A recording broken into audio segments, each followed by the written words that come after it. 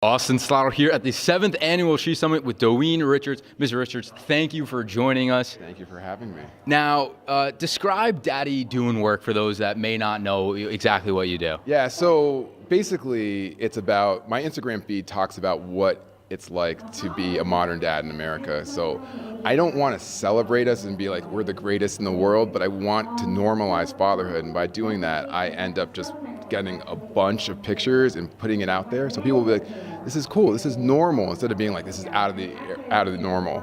So yeah, Daddy Doing Work is my Instagram, but mostly now, as far as my brand, what I do, I talk to corporations, I go to conferences, and I talk about feminism, I talk about race relations, I talk about modern fatherhood, I talk about it all. So yeah, I dig it. So how has being a father, especially of having two daughters, how has that changed your life? I learned a lot about hair.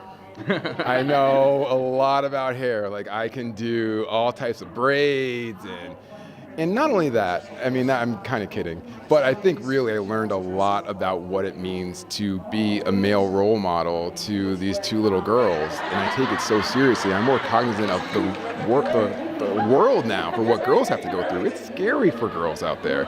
So I want to do my part to ensure that the world is safer for my daughters, your daughters, and everyone else out there.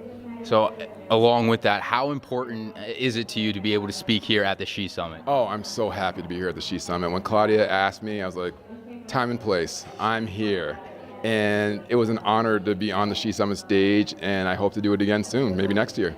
Now, how do you see, and what is the need for how do you think men should be in this sort of, age of the feminist movement, and how should we as men act and support these women? We need to call out toxic masculinity whenever we see it, and it's in our locker rooms, it's in the bars, it's everywhere. You got to be like, look, it's not okay to behave this way.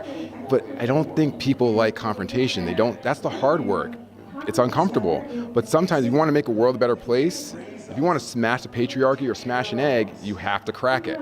And sometimes that's uncomfortable, but you got to do the hard work in order to make positive, lasting change. Specifically in terms of college-aged men, what do you think that they specifically can do in that same sort of role? Yeah, I remember I was a fraternity boy in college many, many years ago. I'm old now. I got gray hairs. But when I was in college, actually, you're in Iona. I am. I went to Union in Schenectady. Yeah.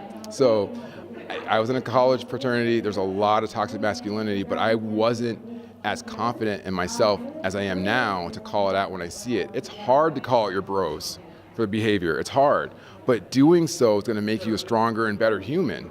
And that's what leaders do. Leaders do tough things. So I teach these college-age kids, like, look, you got to be a leader. You got to step up. It's not easy, but it's important. Now, last question. One of the quotes that you said was being authentically you. And just to close out, what does that mean to you? It means, like I said, that we're all gonna die. We are all going to die. So we have a short time on this floating rock, floating around the sun. So why not just be authentically you? Because when you're on your deathbed, no one's gonna care that you try to impress this bro or that girl or whatever.